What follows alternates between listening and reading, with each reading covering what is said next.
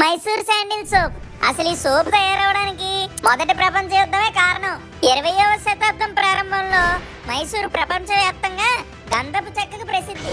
ఐరోపాలోని వివిధ దేశాలకు ఎగుమతి చేయబడేది. అక్కడ వాళ్ళు గంధం నుంచి నూనె తీసేవారు. అయితే మొదటి ప్రపంచ యుద్ధం ప్రారంభం అయ్యాక గంధపు చెక్కలను కొనడం మానేశారు.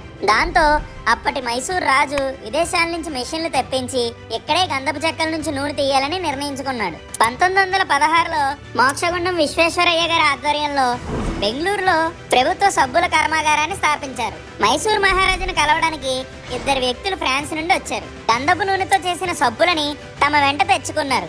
ఆ సబ్బును చూసిన మహారాజుకి తమ కూడా సబ్బులను తయారు చేయాలనే ఆలోచన వచ్చింది. 1918లో తొలిసారిగా బెంగళూరులోని కబ్బన్ పార్క్ సమీపంలో ఉన్న ఫ్యాక్టరీలో సబ్బును తయారు చేశారు. మొదట్లో రాజుగారు ఉపయోగించడానికి మాత్రమే తయారు చేసేవారు. ఆ తరువాత సామాన్య ప్రజలకు కూడా అందుబాటులోకి వచ్చేలా చేశారు.